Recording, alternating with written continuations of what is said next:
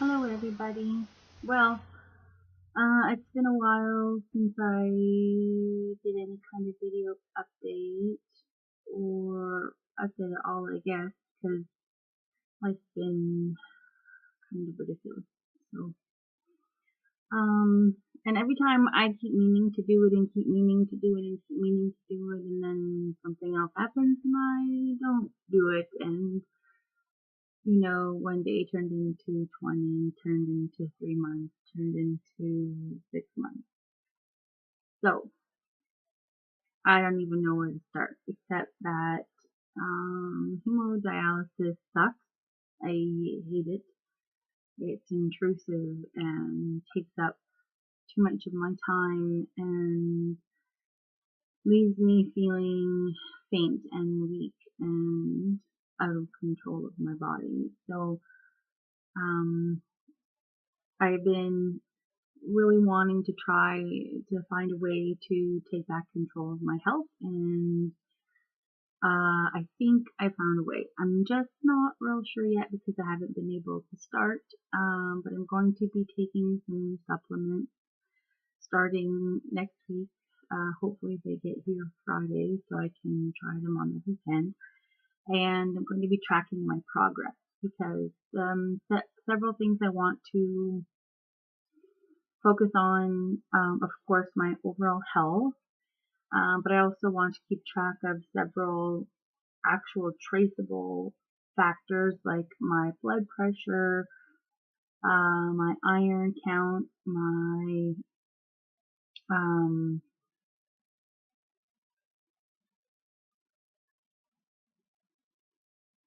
I wrote it down and I forgot. Cognition, that's a good one because my brain is a big fuzzy mess lately. My doctor tells me that my memory issues and my recall issues are very, common in dialysis patients, hemodialysis patients, and a lot of it is stress related. So apparently having no brain is stress related, and I yeah, I can see how that's true, but I noticed a significant decline in my cognition and my ability to just remember basic things that I never had a problem remembering before. Like someone will say, "Oh, yesterday we talked about blah blah blah," and I'm just sitting there thinking, sure, I'll just have to take your word for it because I honestly have no idea what you're talking about. And I may have been completely present in that moment, but now it's like my brain has no room for that information. It's too occupied with just everything else that I'm dealing with that I don't have room for it. And it's not that it's not important, it's just my brain has prioritized other things, and most of it's without my knowledge. So I don't even get to choose what's the priority. It just does it on its own, like it's its own little entity, which is frustrating, by the way, because it's just another thing I don't have control over. And this reoccurring theme in my life that I have no control over things is probably the biggest thing that I'm struggling with because I don't have any recourse. It's not like I can appeal anything. My whole existence right now is largely in other people's hands, and I have a really hard time with that because it's my life, and right now I don't own much of it. Um, yeah, so it's been 6 months of hemodialysis, and most of it's been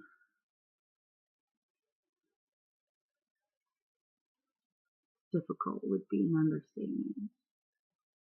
I've had to readjust my life and my priorities, and while that is true for a lot of things in life, this has been one thing that I never wanted to do because it means that my health care is not in my control, not even a little bit. Everything, it has been decided for me. And while I can provide input and my opinion and my feelings about things, largely it's totally beyond my control, because if I don't go along with the prescription of a medical treatment that is given to me, they can deny me transplant by saying that I'm non-compliant. And something that I've had to explain to more than one person is that I am not non-compliant. I'm just not okay with being told that this is the only way. You can't tell me in a day and age where I can fit a computer in my pocket and I can have a conversation with anybody at any corner of the universe on a tiny little screen like my phone through Facebook Messenger. I can have a face-to-face conversation with somebody, that my only option and my only solution for this is this tiny little teeny thing that I'm being given, that I can't have any other prospects. It's this tiny little minute thing. That seems rather ridiculous to me. I don't think that that's really even quantifiable. Anyway, so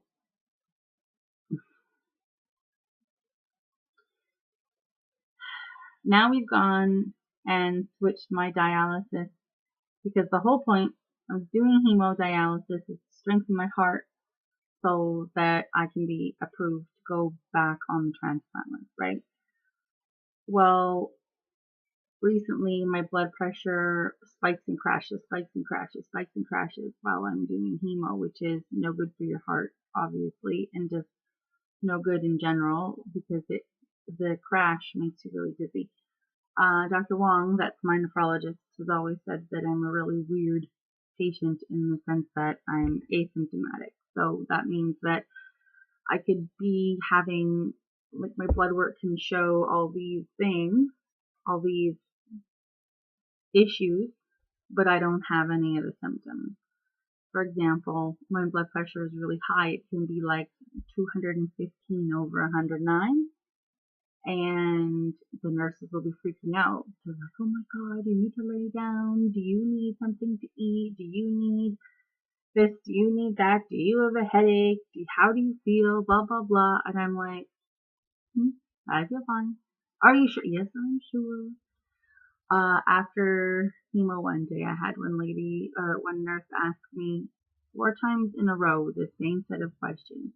And finally I looked at her and I said, listen, you already asked me that question and my answer is not going to change. So either you can keep wasting my time and keep me here, or you can let me go home. Because if your blood pressure is really high, your blood pressure is really low, they're not supposed to let you leave. But when my blood pressure is high, I don't feel it that way. It's when my blood pressure is low that I have a problem. And so my blood pressure started crashing, and it would be like 113 over 95. And that's normal for most people, not for me. For me, that's really low. And for me, that makes me really nauseated and dizzy, and I feel like I'm going to throw up and pass out all at the same time. I get really hot, like I'll get a flash of hot, and then I'll get nauseated so bad that I'm just like, whoa. It's kind of like being seasick, actually, when I think about it. So that happened far too often. So they decided that 4 hours of dialysis is too aggressive for me, and so we started doing hemodialysis at night, nocturnal hemo. So that means I have to be at the hospital for 9:30 in the evening, 3 nights a week, and I stay there for 7 hours. They hook me up at 10 o'clock. I'm done at 5.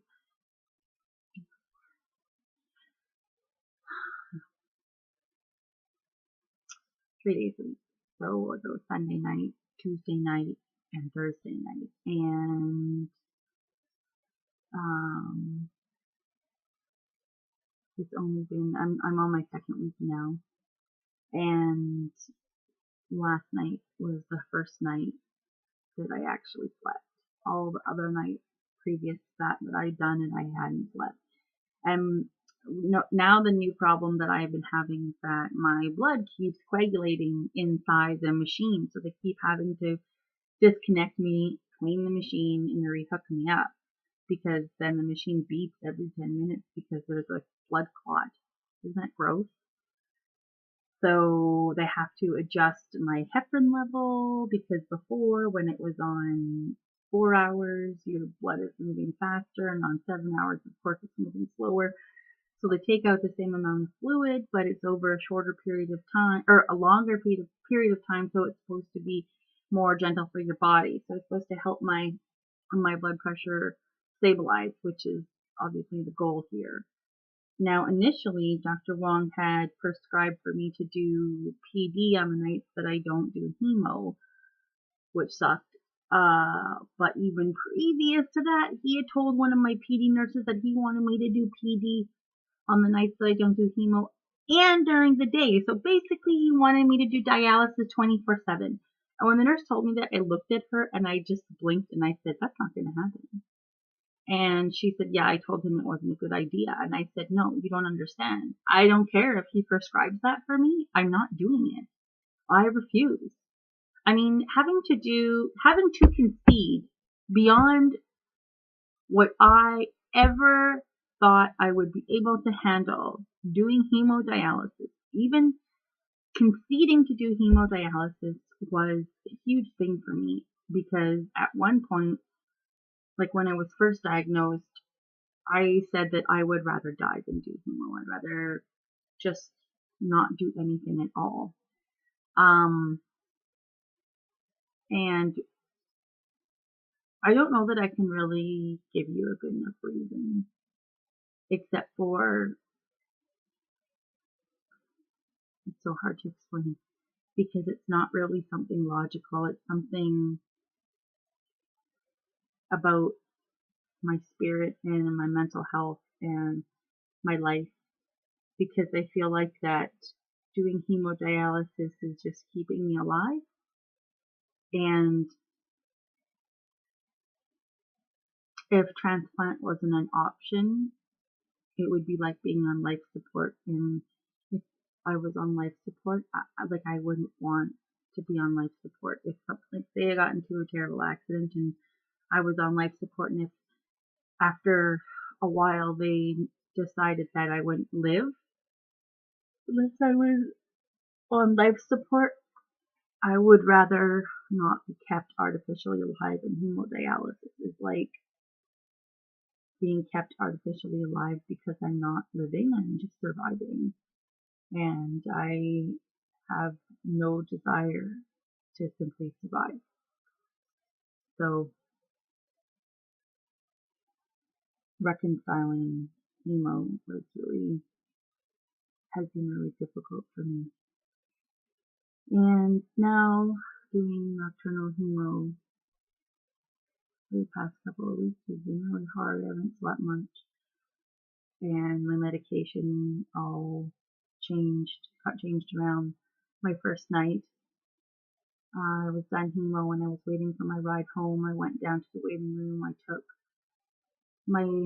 ate a muffin and I took my morning medication. And 20 minutes later, I passed out. I got up. I started to feel faint and dizzy, and I called the dialysis unit and talked to one of the nurses and told her how I was feeling. She said, go to the emergency room right now. And I said, I don't think I can make it there. I'm pretty sure if I stand up, I'm going to fall over. So she asked me where I was. I told her, and I happened to be close to the volunteer counter. So I walked over there, and I'm holding on to the edge of the counter like this. And I tell the lady behind the counter, look, I just had my first night of nocturnal hemo, and I don't feel well. I'm pretty sure I'm going to pass out in a minute. And I was told I need to go to Emerge right now. And the lady said, okay, let me just get you a wheelchair. Next thing I know, I'm on the floor. I woke up to people propping me up, calling for me. asking if I was okay, la la la. I'm pretty sure I smacked my face on the counter. Well, you can't see it now, but I had a bruise. I have a little tiny cut right there because I got some kind of little bump. And then right here, there's a bruise. You can't really see it anymore. Oh, I don't think you can see that. Oh, but there was a bruise there, and my cheekbone was quite tender for several days, and so was my jaw here. So I'm pretty sure I smacked my face on the counter on my way down. And they kept me in emerge all day because the cardiologist that saw me said he wanted to make sure I didn't have a cardiac episode. And I said, you mean heart attack? He's like, yes. And I said, I'm pretty sure it was low blood pressure because when they took my blood pressure when I got to trauma, my blood pressure was 95/67. That's like no blood pressure for Andrea, right? Especially when I can handle it peaking at 215. Like, come on. Anyway, so they kept me in emerge all day because then they wanted to redo this one test, and they had to wait until they had to wait for 6 hours from the time they first took it, and to make sure that I hadn't had a cardiac episode. And then they let me go home, and yeah, that was fun. Anyway, so I'm gonna start blogging about the progress with these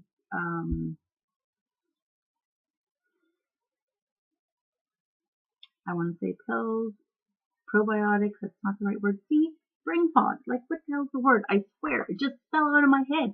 Like my brain threw it away and it doesn't exist anymore.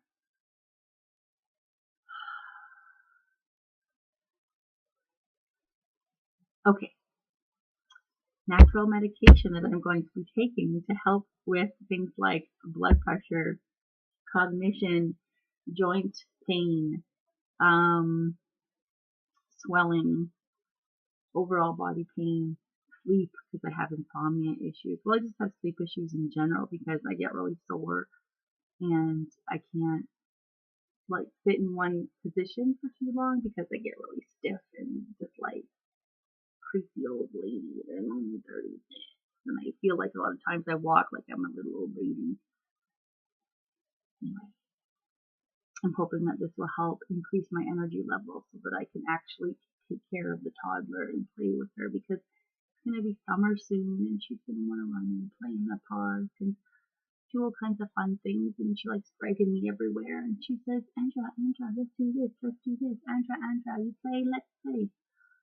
And I want to play a lot because she makes me happy and she's so fun and she's full of life and I just want to run around with her and chase her and be able to keep up with her.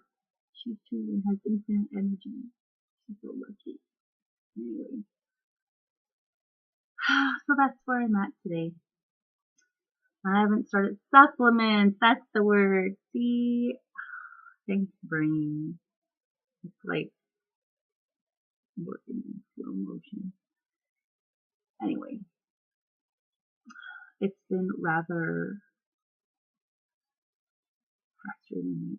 I've had a lot of things that have been really stressful, and they just push my threshold, push it, and right when I think I'm gonna hit the edge of it, I get a break. But I'm really tired of living on the edge of my threshold. It's exhausting and taxing and debilitating. I'm tired of crying every day. I'm tired of it feeding my depression and making me feel like I'm out of control and I don't have the wherewithal to calm myself down, and little things will make me so angry. I can't even explain why, because my cognitive thinking is just up and left the building. And there's nothing worse than knowing that you're not stupid and being stupid. It's like people who have dementia and don't know they have dementia. Ignorance is bliss, right? But imagine knowing you had dementia and having it. because it would be every day would be a fog of uncertainty and second guessing everything all the time. Ridiculousness, like I can't even imagine. Anyway, at the end of May, I go see my cardiologist, and he's going to repeat a bunch of heart tests to see if the hemo is working, all the cardiac meds are doing their job, and la la la. And then in mid-June, I'm supposed to see Dr. Gill, who is my transplant surgeon, and he will either yay or nay taking me off hold for transplant. If he yays it, then I go back to the top of the list because I've already done all my waiting, and the next viable kidney for me will be mine. So it could be anywhere from a couple of days to a couple of months. If he says nay, I have half-jokingly said several times that I will have to murderize him and steal his kidneys instead. Half-joking.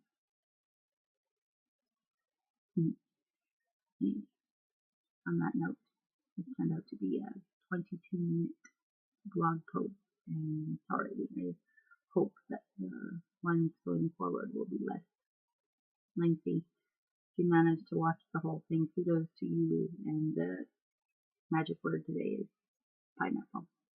Haha. Hope you're all having a better day than me. Actually, I had a pretty good day today, so I can't really say that, but yeah, hopefully you all have a good night. Bye.